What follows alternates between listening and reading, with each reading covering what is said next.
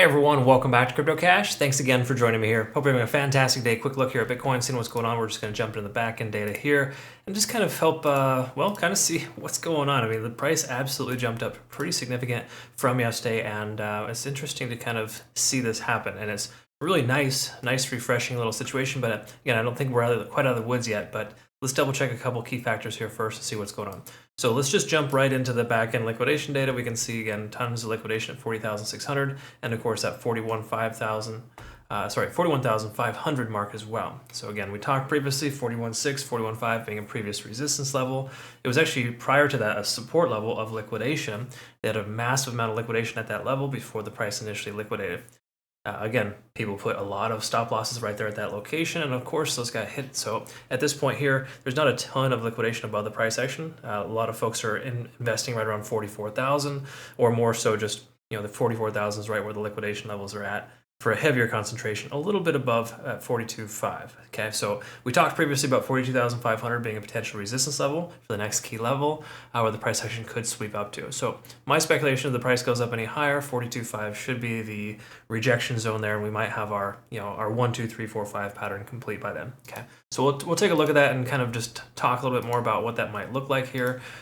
We do have potential bounce here off of the 40,800 to 41,200 mark. Okay, so these are just possible realities. Are there guarantees? No, but on the smaller time frames, we are due for, again, another potential upswing here. Okay, now these are all case by case. Please don't take this as take this with a grain of salt. Elliott Wave is not a guarantee, but it does kind of let us know that we're moving up, if you will, and we're getting close-ish to the top of this little trend. Okay, now again, this shorter term trend is exactly that. Okay, now it's not a bullish uptrend yet. We got to break through some key level resistances. We'll talk about that here in a minute, but generally speaking, we're not out of the woods just yet. So let's talk about that. So first things first, on the daily time frame, let's quickly note here, these are the woods I was referring to earlier, and just some realities here we need to recognize. We're below the 50 and the 20 SMA. Those are pretty strong trend setters, kind of letting us know that we're still on the wrong side of the tracks. We are holding like a champ above the 100-day SMA. So far, so good. And it does show that we may not be able to come down as low as we thought initially at this point. You got to keep in mind, this candlestick closing higher than this little range here is an important factor. While it's not like a completely bullish sign, it's a very strong sign, if you will. Okay, so it's good. It's really, really good. It has me hesitant to want to open a short right now, to be honest with you. And at this point here, if we take a look at the big picture, stochastic swinging up, we're getting close to 50 on the RSI, commonly a rejection level, but once more we break through that, it could be a different story altogether. Taking a look here as well as the MACD, we can see this is converging here, but hasn't fully converged yet, so a decent chance for the price to rally back. Now, are we just going to be shooting off here to the moon in the near future? I think the likelihood of that's pretty low. This does feel like somewhat of a trap, so I'm not super convinced that we're going to be in a situation where the price just continues to shoot higher. But there are some things we want to recognize here. First of all, we're above the 20 and the 50-day SMA. That's an initial trend setter. So to me, when the price essentially breaks down below this descending trend line, that would be a cause for wanting to consider a short, or at least leaning more towards alternative shorts. In other words, taking a look at altcoins and essentially considering shorting those because Bitcoin should dump. That's kind of what we're looking at there. Again, so to me, when we're above the 20 and the 50-day SMA on the 4-hour, it's hard for me to I'm hard-pressed to want to open a short position going into that. While we do have some resistance at the 100 and the 200, those are notoriously stronger resistance levels. I don't necessarily think the price is going to pump for Bitcoin, but I do think that right here at 43,000, we should be able to see some kind of a resistance level there, just based on previous volume. Let's take a quick look at volume here too. We can kind of see again 42.8, 43,000, close approximate there in the last this is roughly since the first of the month roughly. We can kind of see that there's a tremendous amount of volume at that 43,000 mark. Okay, really close to that. So to me, seeing that amount of volume concurrent with other moving averages leads me to believe that we're in a situation where the price action could reject and hit that level and come back. Okay, so between now and then, what's going to happen? Well, we truly don't know, but we can kind of look at some other indicators and kind of confirm if there's any shift in momentum. We can see here stochastic is swinging down, but it's trying to converge here. Again, trying to pivot effectively to the upside. Does that mean the price is going to shoot up here? No, it just implies we're in a bullish type of situation, and with us being above 50 on the RSI, that leads me to believe that the price will sustain itself for a little bit longer, at the very least, until we get to the end of this descending trend, this ascending trend scenario. Same thing here as well with the MACD. We are starting to diverge, but haven't fully diverged yet. Okay, so that's essentially where we're at here at this point with Bitcoin. 4-hour time frame, I would say, is smack dab in the middle. There's not a lot of telling signs the price is going to go up or down. Just a few key factors kind of letting us know both directions are plausible at this point. Looking at the hourly here, we can kind of see Ichimoku Cloud does confirm that we could and should consider trimming a long position if we have one. Same thing with the conversion line and baseline intersecting. While we are above the cloud here, this is a strong supporting factor, which is averaging itself out relatively concurrent with this ascending trend here. We're in a situation right now where we got 2 out of 3 indications to consider taking profit, and then the price action, since it hasn't broken through 42,500 yet, it may consider dropping here soon. Okay.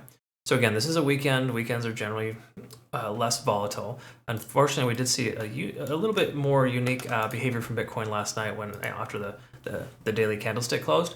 But at this point right now, I would say, kind of, I hate to say pump the brakes, but it does feel like the price action is having trouble getting through these resistance levels. I mean, we take a look at this here, had a lot of attempts at this level at 42,000. While we did break above, we never held above. And now we're kind of making lower lows and lower highs for the moment.